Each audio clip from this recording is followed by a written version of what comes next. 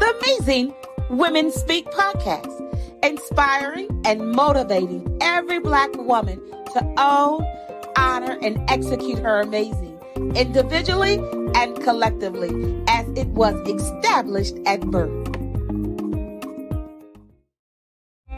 The Amazing Women Speak podcast, inspiring and motivating every Black woman to own, honor, and execute her amazing, individually and collectively, as it was established at birth. Good evening, happy Sunday, and welcome to Amazing Women Speak. So I'm Crystal Gunn, and welcome back for another episode, and thank you so much for joining us. So while you're getting settled in for the show, hit the share button, please, and share Amazing Women Speak so your friends and followers can get in on this conversation. Michele will not be joining us today. It's her mother's birthday, and they are celebrating her this evening. And we definitely want to wish Mother Laura Davenport the happiest of birthdays. And we pray you have many, many more. So let's get to today's topic. Feedback is a gift. Feedback can come in different forms, from positive to negative, constructive or destructive. And it's not always easy to receive it, yet it's definitely necessary for growth. How do you receive feedback? Do you accept it? Do you implement changes? Does it bother you when it's not positive? Or do you even recognize the importance of it? And I'm a firm believer that all feedback is a gift. And as we dig into this discussion today, I invite you to share your thoughts in the comments. We will be monitoring and lifting some of them up in this conversation. So let's welcome our guest, please. Dr. Enolia, come on in here and introduce yourself. Thank you so much, Crystal, for having me here, and happy birthday, Mother Lord. And I'm sorry I missed you, Michele, but it's so wonderful to be here. My name is Dr. Enolia Foti, and I am an international speaker, a social entrepreneur, an energetic life and business coach, an author, and I dedicate my work to help individuals and organizations get their full potential for transformation and success. I like to establish the building blocks of the foundation through my programs like Empower, Achieve, Succeed through Self-Mastery, complemented with the book that I authored. And my goal also in life is to make a positive global impact and just share invaluable expertise to elevate both individuals and businesses and life.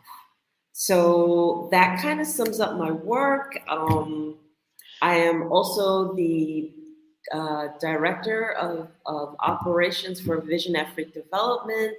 And I mention that because I love the fact that we help businesses that want to establish themselves in Africa. We assist them to get the projects going.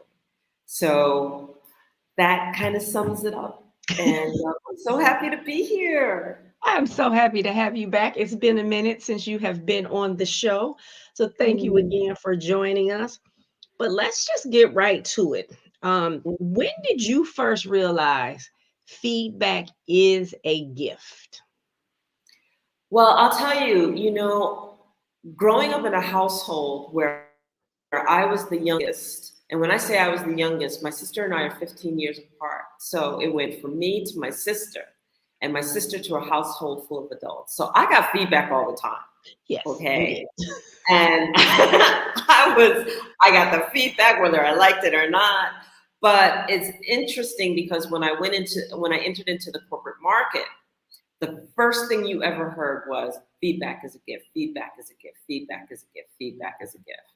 And to be able to get feedback, because you get to certain levels where you don't get feedback anymore, you really cherish hearing what it was that wanted to be conveyed to you. Mm-hmm. Okay. So from the earliest I can remember, I've received feedback. It's something that I've always prioritized when working, to be able to align and make sure that I'm on point for what it is I want to deliver or what it is I want to share. So I've always, always, always embraced the feedback. So you had a really good story when you got some feedback. And I think you know what story that I'm speaking of. Please tell us that story because I think that really changed how you operated from that point on. Because you were accustomed to being in corporate America where it's, fight, gain your position, lead the charge. And there was some feedback that set you up and changed the trajectory of how you led. Absolutely. And I'll be happy to share that story. So, for those of you who don't know me, I worked in corporate America for a Fortune 500 company for 20 years. So I put in my time. I knew my corporate background. I knew how to navigate corporate. I delivered and I worked as a project manager in the information technology sector. I designed computer networks. So you got feedback all the time. But my story expands such that I met my first Indigenous grandmother. And I met her at Omega Institute, where I was actually at a conference for the 13 Indigenous grandmothers that I was learning all about. And this was 13 women who were the leaders among their tribes. And I say tribes, I mean tribes, all across the world, from Tibet, from Nepal, from the Americas, from Brazil, all across, from Africa, all across the world. And in that conference, I met my first grandmother. Now, grandmother is an affectionate term for elder. I met my first elder, my first grandmother, not maternal grandmother. So what does an elder or a grandmother do when she's selected among her community? She leads. She prays. She takes care of the spiritual health of the community. She is sought out for various different situations, et cetera, et cetera. So this was new for me. I had never heard this concept of this elder, grandmother, and whatnot. Wait, the background in Americas, come on, we know what the background in Americas are. We don't have that hierarchy of eldership here unless it comes through the church. So this was very, very different for me. I wanted to explore this, so I approached this beautiful woman. Her name is Grandmother Isabel Mawasaki. And I was like, I want to learn from you. I want to learn from you. Can you teach me? And I didn't know what to ask her to teach me. So I said, can you teach me about herbalism? Just anything. I wanted to learn from this elder. And she's like, okay, my girl, if you're really serious about it, come up and visit me sometime. And she lived in Serpent River, Warncliffe, Canada, which living in upstate New York myself, and by the way, I'm coming to you from Angola. Okay. So I'm reaching back to when I was living in the US. but traversing and getting there, it took me about 17, 18-hour trip to drive to where she lived. Co-located there, we hit it off, we got along. She's like, if you're really serious, come back and bring some women and I will hold a retreat and I'll be happy to teach you. So I was on a mission. I was determined to get taught by this woman. And so I went up and I actually helped her orchestrate the whole retreat. And I was so excited. It was my first Indigenous retreat. And here I was going up. I brought 22 women. We were going to have this retreat. I was going to learn from this woman. Because what do we do in corporate? We go after what we want. What do we want? We want information. We're going to set it up so I can get the information. We want to, get everything situated so that I can cross every T, dot every I. I was on a mission. So we get there, and of course I get there a little bit early and everything, and I'm making sure that everything's in place. And I was working with another, one of her proteges. Her name was Ellie, and I'm like, Ellie, okay, it's time for the retreat to start. Come on, let's go out. And Ellie's like, I don't need to go out. And I'm like, well, why wouldn't you go out? It's time to go out. and I didn't understand this. She's like, I don't need to go out.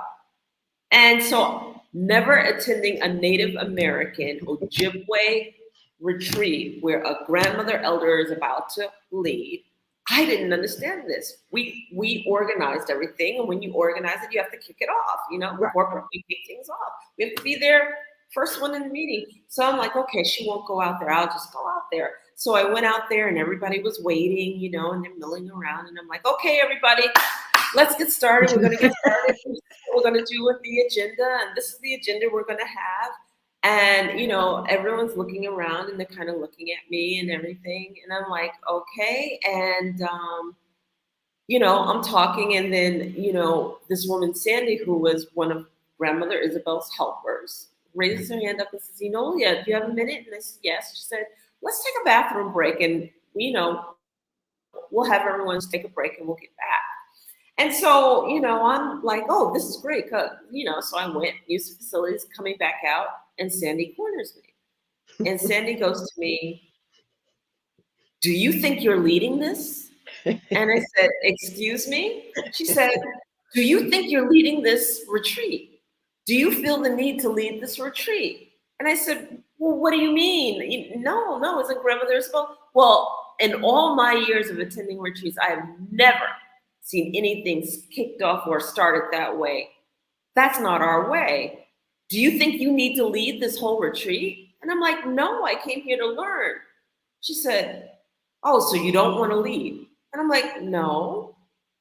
And you could see the tears streaming down my eyes because I realized it hit me that I did the wrong thing. I had insulted the very woman who invited me and asked me to participate. I had did everything wrong and didn't know it because I was so in my corporate mode of I'm going to get this, I'm going to lead it, take what you want.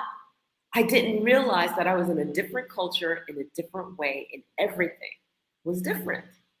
So she said, listen, pull yourself together. As long as you don't want to lead, we're okay. Come over when you're done, wiping my eyes, pulling my face together, trying to come down, I realized I had insulted everything. I'm like, this woman must hate me, or my ego's just going crazy. And I walk over and I have my head bowed down, right? Mm-hmm. And you apparently see that something's wrong with me, right? Everybody else, grandmother Isabel's talking and she's engaging them, and she had kicked it off. And Sandy said, and whispered in my ear, because I joined the circle right by Sandy. She goes, hold your head up. And I'm like, I looked at her and I raised my head. She said, and she just shook her head. And then I look at grandmother Isabel talking, and grandmother Isabel signals for me to come around the circle to stand next to her. And so I go around and I stand next to her. And she said, whispering in my ear, my girl, everything's fine. And then she proceeds to open up the 4 directions, and she has me stand by her side. And that was the first time that I learned compassionate leadership. Had I been in corporate, they would have thrown in my face what I did wrong, how I did it wrong, and 3 different ways how to correct myself. And then sat me aside to time me out like a child, Oh, well, you don't know what you're doing, and our leadership, we know what we're doing. This is what we want because you made a mistake. That mistake would have been exacerbated and just thrown in your face over and over again. You made a mistake. Oh, God, I made a mistake. But what they shared with me was that nobody knew those words had taken place between us except me, and I was the one portraying it. They had already moved on. Right. And I learned that you could be a leader and you could be compassionate and you can seek what you want, and you don't have to throw it in the person's face. You don't have to be territorial about it. And that you don't have to put the person aside or toss them aside because they made a mistake. And I never experienced that. Which totally goes against American culture. Yes. Right? Absolutely. Totally goes against what from it goes back to, we talk about it all the time, how we're conditioned to do a certain thing and to be a certain way.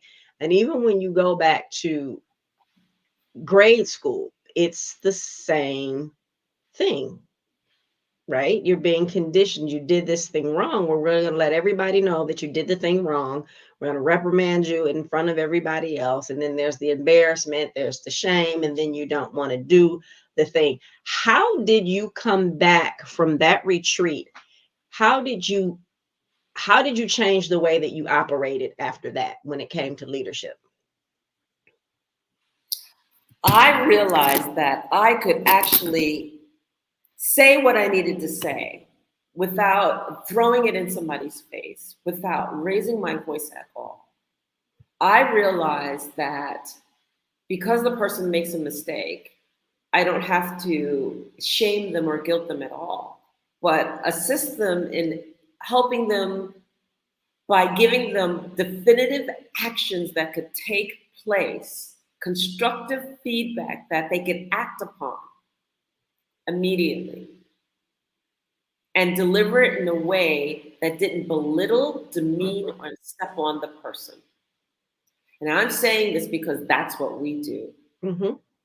And that's what, and we're so conditioned to it. It was like when I was at that retreat, I was so conditioned to it. I held my head down. I showed all the signs of having made a mistake, all of shame and guilt.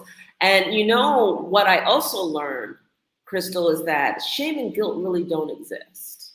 Shame and guilt are only things that we use to manipulate the outcome. I'm going to say it again. Yes. Shame and guilt portrayed onto you are only to manipulate the outcome of what somebody else wants. Shame and guilting yourself only is a manipulation from your own self-being to justify the outcome of what you're trying to challenge.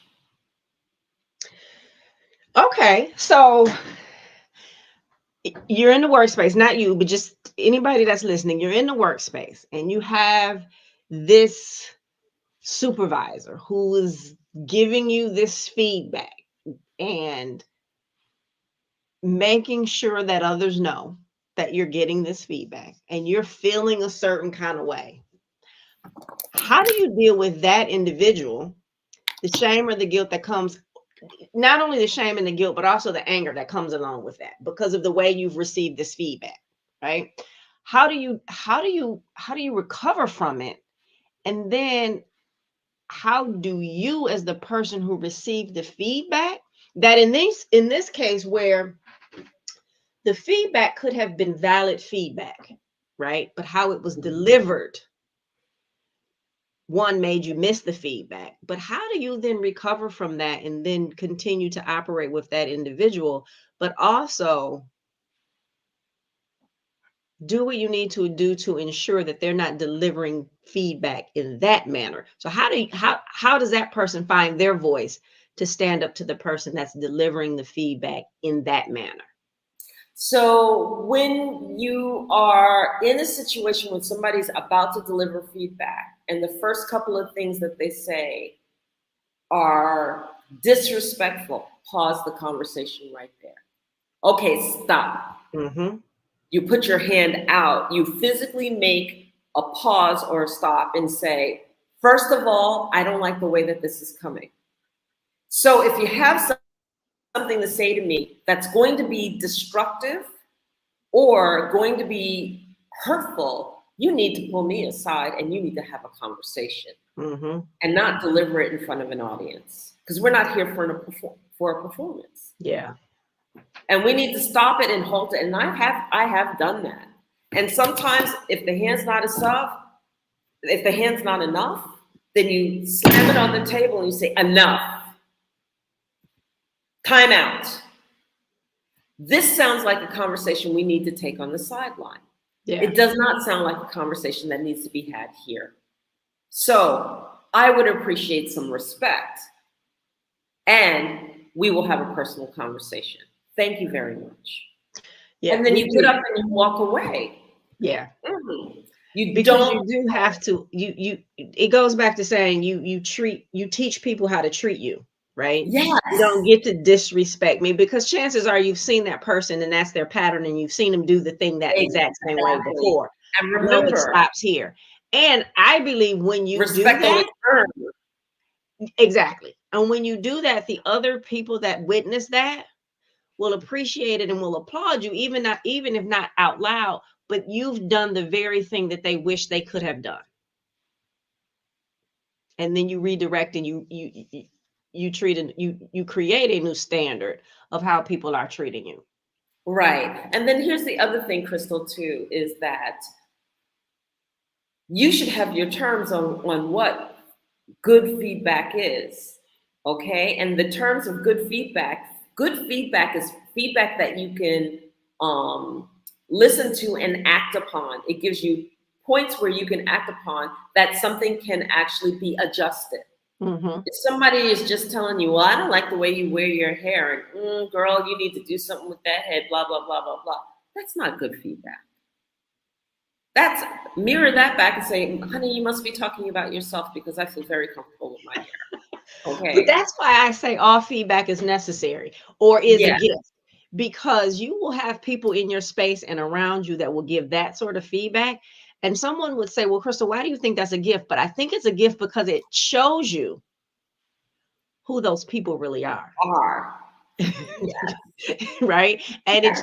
and then you need to decide, is this really someone that I want in my tribe, my circle, or even as an associate? But it really shows you who people are. And so I know we've had a couple episodes where we talked about everybody that's in your front row isn't cheering for you. So the person that's giving you that sort of feedback that's destructive and is meant to hurt you emotionally and your feelings and your ego, it's time to take a check of, okay, is this person really who I want around me, that I'm allowing into my space to give me that sort of feedback?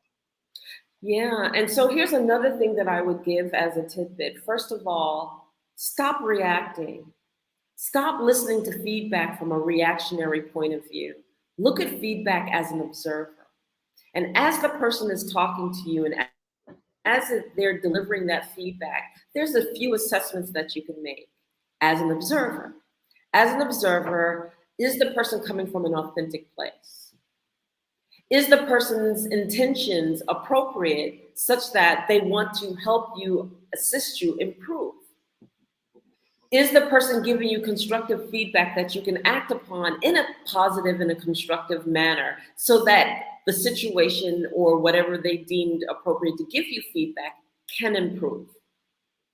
And if those things don't check out, then you need to look at the person and say, okay, what is their motivation behind this?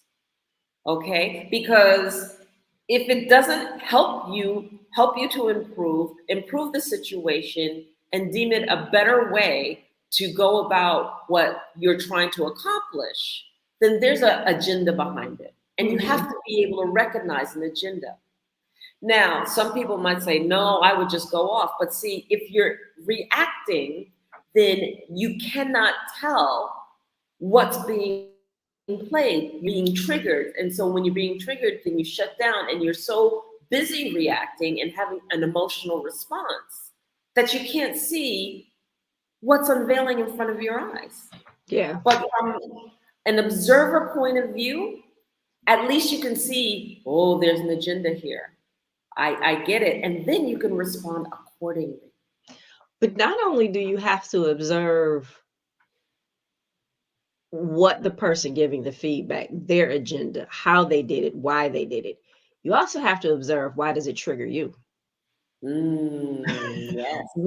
What part of it is touching you that's making you feel like you can't accept it, or that it's mean, or that it's hurtful, or that it's destructive? You also have to go back and look at yourself and say, okay, this person is giving me feedback, but why is it that I'm having the reaction that I'm having to that feedback?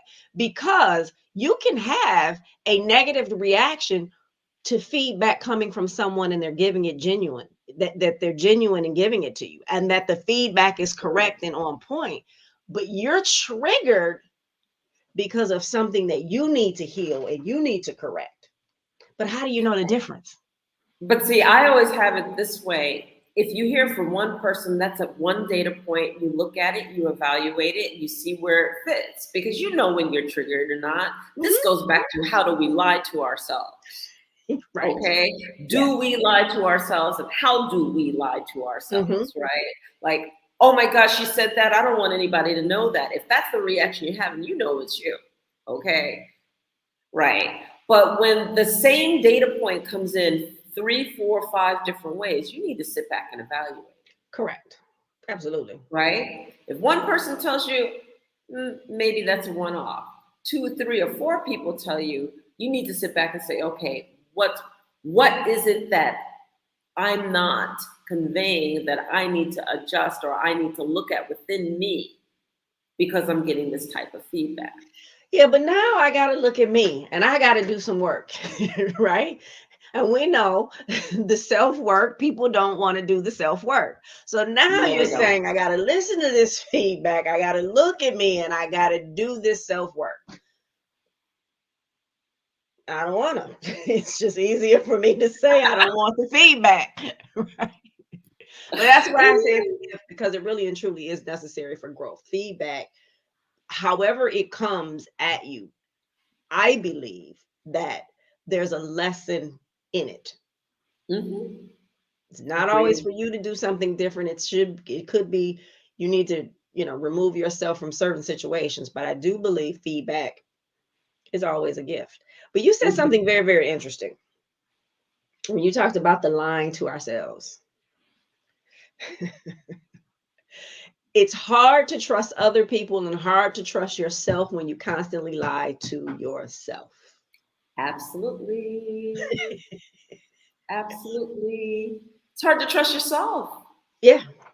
It's hard to trust yourself when you're lying. I'll give you a perfect example, right? So you're in a meeting, you're in a corporate meeting, and you're sitting amongst men, and you're the only woman, and you try to interject or convey something, and they talk right over you. And you know that this happens to all of us. Oh, absolutely. Right? They talk right over you, they don't acknowledge you, and they've gone on to the next thing. Yep. Right? And so what happens is that you're like, I deserve and I need to be heard. So you interject aggressively. And then you get the feedback, well, you're angry. Yes. You're angry and you're too aggressive in meetings and such and such and such a thing. And add to that, being a Black woman. And being a Black woman, you're angry Black woman. Oh my God. Right. We've all been there.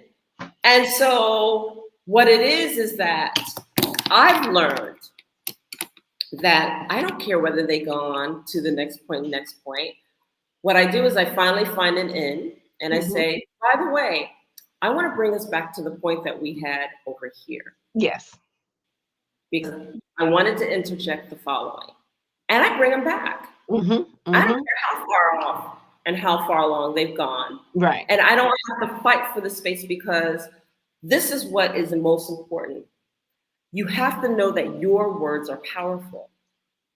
You have to come from a place of, my words are powerful. I deserve to be heard. When I speak, I command the respect that I speak. Okay? And then it doesn't matter that I don't get to do it at the time that everybody else is chiming in, that when I bring them back and I have something to say, I have their full attention. And you have to know that it's okay to do that. I don't need to be on par with the good old boys. No. And that's you commanding your space and holding your power. And you have to be able to do that thing.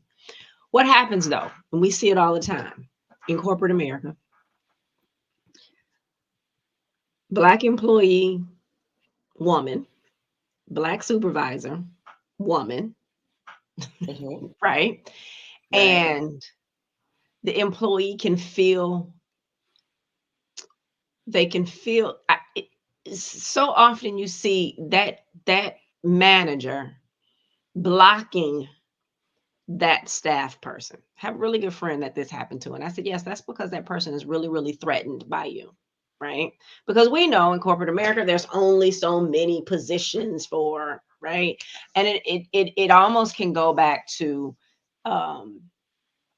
the days of slavery when there's only so many people who can work in the big house. So I got to do what I got to do in order to protect my position, in this, because I don't want to be out there in the field. So it's just the same type of thing, right? So they're threatened by you. But how do you work through that and around that? Because for some, it can be defeating.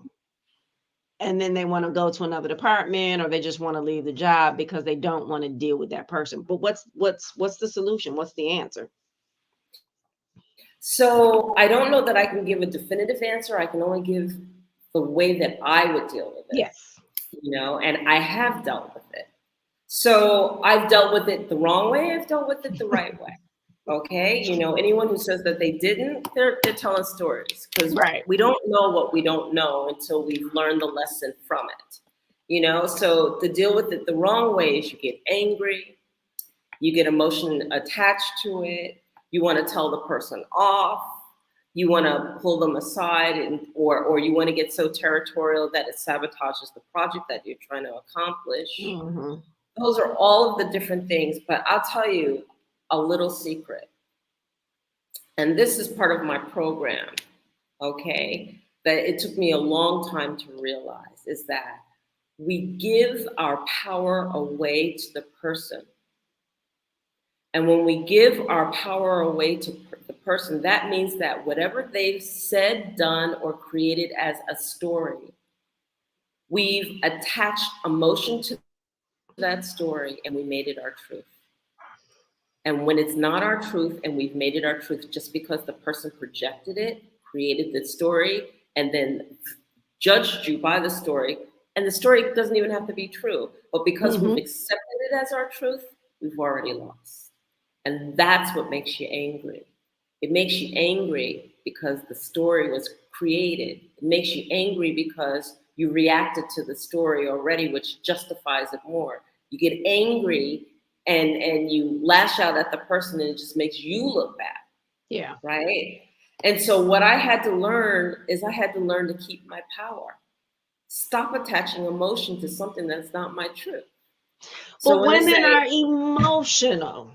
Yes, they are. But see, this is where you have to learn, because there are certain aspects that lead us in our personality and it don't serve us. And this is what you can control. Yeah. You can control, and you have to learn how to control it. And that's part of our problem. It's because we don't know how to control it. So I'm fuming, I'm angry. They've done whatever they're going to do, and I'm angry. And so everything I do in an angered way and whatnot. It's only sabotaging me. Absolutely. I had to learn how to not attach emotion to a projected thing, and then go, that's interesting, but that doesn't serve for me. So maybe that's your stuff. I don't accept it. I learned to stop accepting the story. Yeah, that's one narrative, but I'm aligned to a different narrative. Where'd you come up with that? So I hear you keep going back and saying controlling yourself, and obviously I believe not control yourself, but don't accept the judgment as your truth. That's a different thing. See, if I said controlling your emotions when you're not, as to not just react, and blow up and do and do those sort of things. When everything that you see on social media, on TV, in the movies is you blow up, you flip a table because you're angry and you storm out of the room. But those things don't serve you. They don't serve your journey. They don't serve your purpose. They don't serve what you're trying to do and what you're trying to accomplish. So does it go back to, you have to, and I'm a firm believer in this, as you try to, we're all here for elevation, right? We got to elevate and go to that next level. And as you're going and doing this thing, there's some self-discovery that has to happen. I don't care what age you are. I don't care what position you are. Self-discovery continues to happen. And as that self-discovery happens, you find some things that you have to release that are no longer serving you. And some of these things are those things. Exactly that. I said that I was a angry person. I had to resolve that within me in order to act on what I just shared. Yeah. Okay. I'm not going to sit here and tell you a story that says, oh, yeah, I was able to do. No, no, no, no, no, no. Girl, I was angry. I was angry. It's like, you know, they did the thing to me and they did the thing to me and they created the situation and bypassed me, blah, blah, blah, blah, blah. It took me years to figure it out. But the powers that be will sit there and look you right in your face and smile and tell you, no, you can't have anything. You can't have the job. You can't have the thing. You can't do the thing. And I wouldn't select you for the thing. You know why? Because you react. Right? The powers that be will sit here and never raise their voice from you and tell you some of the hardest or meanest things that could ever be said. But they don't react. They don't react. They don't go into that emotional state. But they deliver the message that those black glasses have got to go. And if they don't go, we're going to have a problem here. And you go, what? You telling me I can't wear and we're reacting, right? But, you know, instead of just saying, you know, that's interesting, and that's one perspective, you show me where it says in the rules that I can't have the black glasses, and we'll have a different conversation. Right? But that's not what we do. We react. And see, that's what we have to do. We have to, when you react, you're not thinking. And when you're not thinking, you're shutting down. And when you're shutting down, you're not making rational sense and having the clarity of the conversation you need to have. But to me, from a point of observing where this person is coming from, oh, he's trying to shut me down. Well, I'm not going to let him have that moment right here and right now. And I have to be able to think clearly on my feet. I can't do that through emotion. You cannot. That's where we falter. You absolutely cannot. So what about the leader who is in position to give feedback and they've witnessed and or experienced this sort of feedback themselves, right? They've experienced it from their supervisors where it's the getting you to react or coming down on you or embarrassing you or being really, really harsh.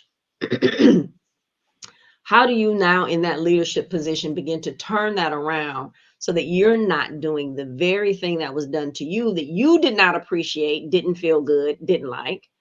How do you unlearn that? You don't have to unlearn it. You have to just make a commitment to yourself that says it stops with me. You don't get people to perform under fear better than you get people to perform under joy. Not at all. You don't get people to perform better when you steal their work versus when you collaborate and say, okay, I recognize you for the work that you brought to the table and that your success is my success because you're on my team. So therefore, I'm successful. That's security. Right? It has to start somewhere, right? We want to unlearn the things. Maybe we need to be aware of the things, but then we don't have to adopt the behavior of the thing, right? That goes for anything. That goes for abuse, right? Somebody's abusive. You don't turn around and change the circumstance by being abusive too. You know, you change the circumstance. That person who's abusive needs love. They have absence of something. And guess what? You can't move me with that fear tactic. Right. And you literally have to dig in and find a stand that you know to be your truth. And you have to stand with it. And the change happens because, and I've had to tell supervisors, you don't tell my team anything. You want to tell my team something, you come to me. Then I'm the one that manages up. And then when they get managed by me, they see a different change perspective coming from me. Yeah. It starts with me. It starts with me. That everything. It starts with you. So you hear so much talk about this younger generation, Mhm. And it's not only with this younger generation, but you hear it a lot more with this younger generation. They want to do a thing, but they know everything. So they're not even trying to listen to the feedback. How do you get them to listen to the feedback? And then what do we do as this generation? What do we do to empower them so that they recognize that this feedback is a gift? And not only is it a gift, but it's needed in order for them to accomplish the very things that they say they want to accomplish. When ego is running the roost by saying, I don't need this, I don't need this, I don't need this, and you know, and you perceive that somebody's going to falter because they didn't get the feedback. I do this. I'll tell you once. Mm-hmm. I hope you listen. I tell you twice. If you should decide not to take it, I step back and I watch you falter. And I let you know when I'm telling you the first time, listen, hey, this is what I observed, but this is what you can do to work around it. And this is what you can do to succeed. I don't need that, blah, blah, blah, blah, blah. Okay. Hey, did you see that you just had a disconnect? Did you see that something was fundamentally missing? I'm going to go back and I'm going to tell you again, you really needed to do blah, blah, blah, blah, blah, blah, blah. But I don't need that. Huh? When do you walk away? When do you say, you know what? I know you said I'm going to tell you once, I'm going to tell you twice, but for those individuals, because some of us really and truly want to see the other people win. We want to see you reach your goals. We want to see you do the thing. And a really good friend of mine had to tell me at one point, she said, Crystal, your job is to deliver the information. What someone does with it is totally on them. And it was like a weight lifted off my shoulders immediately, because I'm the person that I want to see you win. And I see this greatness in you. And if you just did, or if you just twisted and you did, and then you don't. And then I feel bad because you didn't do the thing. Right, but whose choice is it to feel bad because you didn't do the thing? Right. Nobody's telling you to feel bad because the person chose not to listen to you. That was of their own accord. You know, all of those old sayings that our parents used to say, you can lead a horse to water, but you can't make them drink, right? You can tell a person to do the thing and you can tell the person to do the thing, but you have to understand that you are not responsible for the results. They are. And so that's when you have to learn that, okay, I've said it a couple of times, you back off and you say, okay, do the thing. And if you don't do the thing, you will deal with the repercussions of not doing the thing right, especially when you were told to listen to the guidance. And because the reason that they don't do the thing, there's so many reasons why they're not going to do the thing, and you can't even start to figure that out in order to get them to do the thing. Like from fear to it, there's so many reasons that they're not going to do the thing, and it's not time for them to do the thing. Because if it were time for them to do the thing, they would do the thing. They'd be listening. But see, the other piece of this with younger people too is that in as much as we need to share with them and get them to listen and take feedback, we also have to give them room to make the mistake. Yes. Because once they make the mistake, it's not that we're just letting them fail, it's we're saying, here's another way, look at it a different way. Here's another way, look at it a different way. If they don't want to look that way, then they need the room to fail. They do. They need the room to fail. But it's not about failing. It's about, okay, let's see you pick yourself up and dust yourself off and get back on track and then listen to the thing. It's always a lesson. Failure's never failure. It's a lesson. Yeah. It's you knocked your head this time, but had you done it the way that then you wouldn't have knocked your head. And sometimes knocking your head is necessary. We say, don't touch that burner, it's hot. Don't touch that burner, it's hot. You touch the burner, ow, it's hot. Don't touch the burner, it's hot.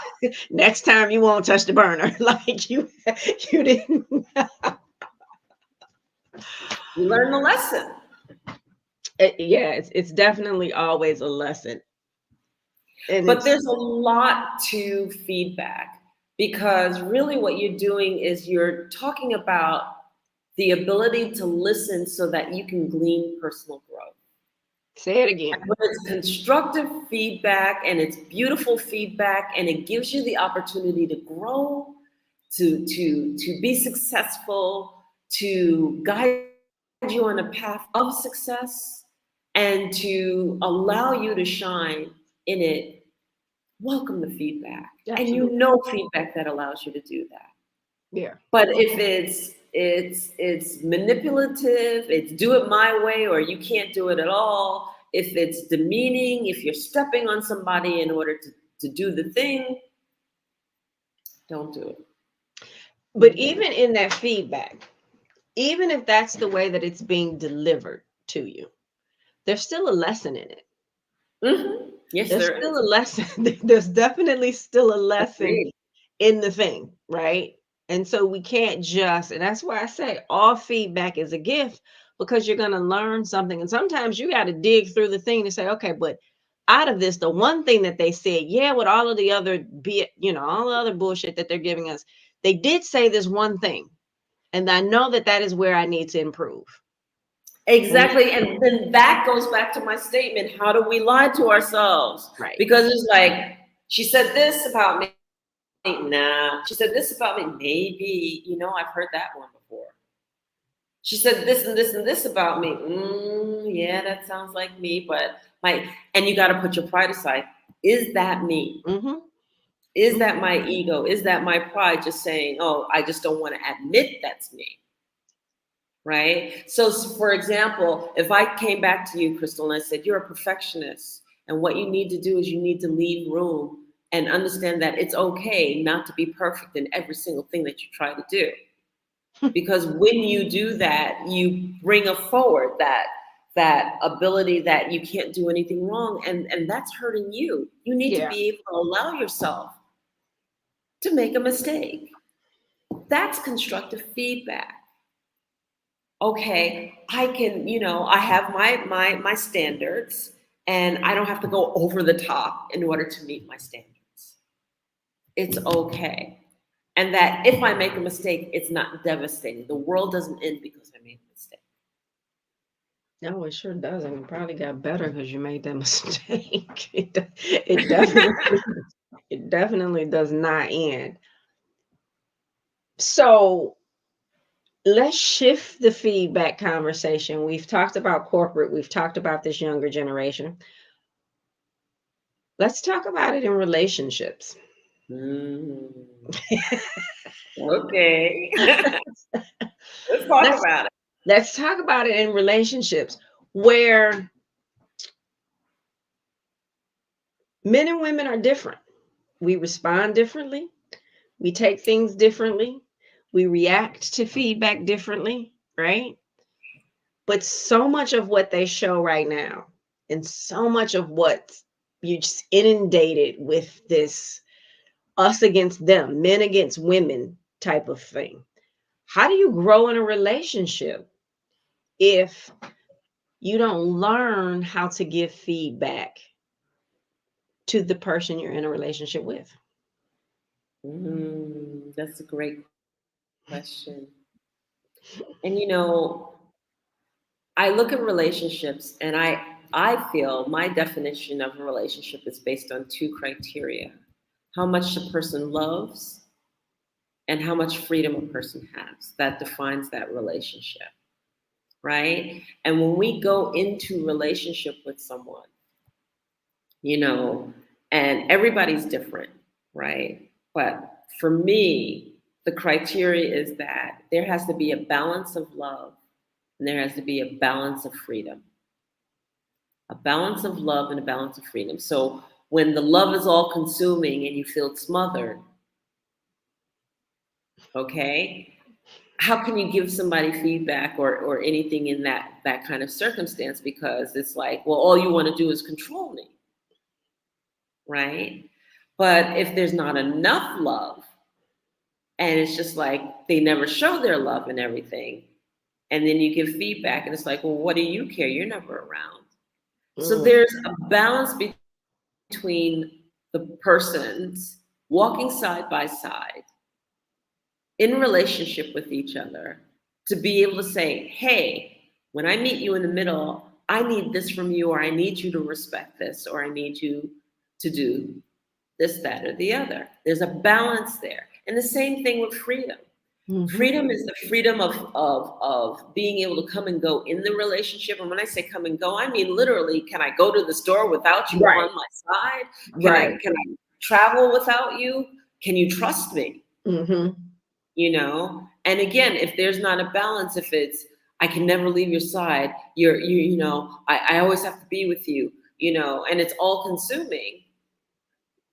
Who wants to respect that? Who wants to give feedback? You're just like, oh, go away. It's too much. I need space. Right?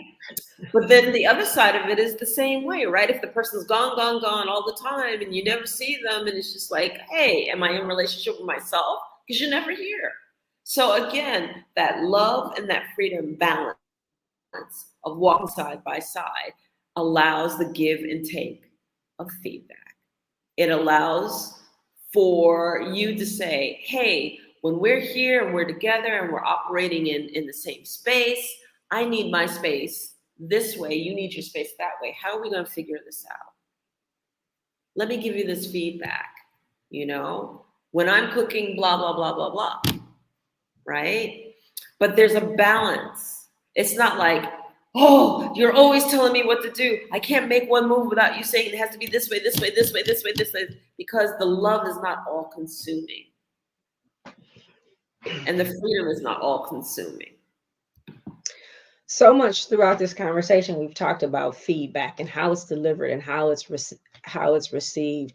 And the one word that keeps coming to my mind is communication, right? Mm-hmm. How we communicate. And I don't believe that you can communicate with everyone the same way. So in doing that, though, you have to take time to get to know an individual and how they operate. But we live in this microwave society and we want everything, like literally and figuratively. We want everything right now. So I want this relationship right now. I want this job right now. I want this promotion right now. And so you're just going, but you're not learning the things about yourself and about the individuals that you're dealing with in order to be able to walk this journey and grow in this thing. And I guess that just goes back to lying to ourselves, right? We're not telling ourselves the truth. Like, how do you And not? the whole thing is that we're taking on so many different things from the media of what things are supposed to look like. You know, this is my fairy tale relationship. This is my fairy tale, you know, I don't know, situation that it's supposed to look like. When you're in a relationship, and that's why I talked about the two components of a relationship and what they're made up of, because we think that a relationship's a fairy tale, you know? Oh, he's going to sweep me off my feet. Everything's going to be beautiful. And then you get into the relationship and it's real. And you have to communicate. And you have to communicate well. And you have to communicate your anger without blowing up. Otherwise, it just gets escalated into something you can't handle. And everybody shuts down. And then it defeats the whole purpose, right? All of those things play a role, a major and significant part in the relationship. And it doesn't matter who you're in relationship with. Right. Employer, friend, family, Friend. it all Exactly. is it and everything leads back to self. Yes. Everything leads back to me because I get to control these relationships. Meaning I get to years ago, I used to years ago, I used to study with Brother Amin. And one of the things that he said, you get to define what that relationship looks like. And he said, so if you want to fuss, scream, cuss, and holler, then that's what's going to happen. Or you can go about it a different way. But again, it goes back to self. It was me. And he said, everything starts and stops with me. And you know that I'm a firm believer in that. I Absolutely. mean, my whole program is predicated on self-mastery, right? Absolutely. Me. Absolutely. So speaking of your program, tell our listeners, because we are at the end of the show, just that quick. Tell our Oh my listeners. goodness, it I feels know, like right? Because for those of you that don't know, Enolia and I can sit here and talk forever yes, about we this sort of can. thing. Yes, But we tell can. everybody how they can find you. Okay, so I can be found on Facebook, LinkedIn, YouTube, Twitter, all of it on by Enolia, my name, Enolia, Enolia, and there's not that many of them out there. And you see my face, Enolia, you know it's me, okay? And I always wear the big, broad necklaces. But my website is enolia.live, www.enolia.live, Live. And I would share with you that I hold master classes and I hold coaching and I do mentoring and I work with individuals and I work with them to master self. And thank you, Deborah. I see you there. The program is amazing. It's called Empower, Achieve, Succeed Through Self Mastery. And what I do is I give you tools that you already possess. I do not, no external stuff, tools you already possess. So, how you redefine fear, how you let go of judgment and work with judgment, and how we give our power away to it. How you work with forgiveness, how you work with limited belief systems that getting in your own way is defined. And well, how do we get in our own way? We have limited beliefs and we can't go beyond our limited beliefs.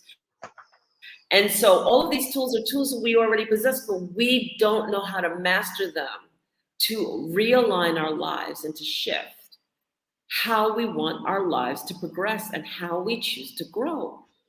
And see, I always go back to this, and why I love working at this level is because when this level is solid, when you are solid in your foundation of who you are, trusting yourself, your worthiness, loving what you see in the mirror, and accepting the totality of all that you are, angry, whatever, all that you are, okay, and choosing what aspect leads your life to engage your life in a better space and place, then you can do anything. That's everything. Mm-hmm. Mm-hmm. How many great leaders do we see, and then you get to meet them and you go, oh my God, they're so insecure. How the heck did they get there? Yes. Okay. Or, Mm-hmm. oh my gosh, goodness, they're so jealous. Mm-hmm. How can they see past anything? Because they're jealous of everything. Mm-hmm. You know, we got to take care of our issues, our traumas, everything that we've bumped up against that creates and establishes our foundation. And I work with you at that level. So I have that. I actually have a certified coaching program based on that methodology for those who want to be a certified coach. You go through the master class, by the way, which is 9 weeks. And then you go through the coaching program, which is 11 weeks. You take the certification test and you get to teach Empower, Achieve, Succeed through self-mastery. And then I have a couple of programs, the 30-day Know Thyself program for those who just want to be interested in self-reflection. And you literally just go through each day with a self-reflecting question and self-reflecting comment that I make for you to think about each day. And that just starts the journey. And these are supported by my books. So I have 4 books out there. One is Know Thyself. The other one is How I Found My Sovereign Voice with My Grandmother Elder. And it tells my story. And then it has the comparable journal. And then along with that is the Principles of Self-Mastery. The 7 Principles of Self-Mastery is a book that can go right along with the program. So that's everything. I absolutely love it. I thank you. I thank you. This conversation has been absolutely amazing. It just goes back to, again, everything is about self. Even and I'm a firm believer of coaches, whether it's a life coach, personal coach, financial coach, a therapist. We can't get through this thing alone. right? No. you you have to have a coach. And if you look at sports and young kids who have gone through sports while they were in school, the impact that coach and those coaches have had on individuals, it's the same thing, I believe, in that adult life. It's going back and it's mastering self. It really is. It's That is what. mastering self. It's taking the culmination of all of those experiences. So I bring together 20 years of corporate experience. I bring together 10, 15 years of entrepreneurship. I bring together 30 years of marriage. So yeah, Yeah. you take the culmination of all of those things. And when you are going through a thing, so me serving as a financial strategist and financial coach, and I often tell people it's never just the numbers or the credit or the money. It's so much more than that, because we don't even understand why we operate the way that we operate. And sometimes you need someone else to point some things out to you that you didn't see. I always say, if you're in a storm, and I don't care if it's a heavy mist or torrential downpour, you can't always see your way out of that. But That's the right. person who has the experience in it, has been through it and has come through it and has decided to say, you know what, I'm going to go back and I'm going to hold your hand and walk you out of this thing. It's so powerful. And I think everyone needs to experience some sort of coaching in their lives in order to help them elevate to that next level. It's not always, the books are great and they're helpful, but what happens and who's walking alongside of you and guiding you out of whatever level of that storm that you're in. So I absolutely appreciate this. And one of the questions, and this is what I'm asking to everybody who's watching this episode. I always ask my financial coaching clients, how do you want to live your life from this day forward? And oftentimes they don't know. But we got to go back and think about it, because everything goes back to self. And if you don't know what you want and how you want to live your life, no one can help you get there. Absolutely no one. Not even yourself, right? You cannot help you get there. So I thank you. I thank you so much for hanging out with us this evening. I pray that this conversation was helpful. Please find Amazing Women Speak on Facebook, YouTube, Twitter, LinkedIn, and Spotify. So whatever your favorite platform, like and subscribe to Amazing Women Speak, and then take a look at the past episodes. Find those that speak to your soul. I promise you, you will find them. Watch them and then share it so that somebody else can get these blessings associated with it. Enolia, thank you so much for being my friend and for agreeing to do this, because it's like 2:00 in the morning where you are right now. Yes, it is. So thank you. In Angola, Africa, and here, girl, I would travel the moon just to get to you. So I think the world of you. I appreciate it. It's an honor to be here. And what you deliver is so important. Your contribution is so important to this world. So thank you. Thank you, thank you, thank you. With that, I am Crystal Gunn. I am a Black woman and I own my amazing. Enolia. I am Enolia Foti. I am a Black woman and I own my amazing. Thank you so much, everybody, for joining us. Mark your calendars for next Sunday, where our topic will be Let's Soften Her. Enjoy the rest of your day.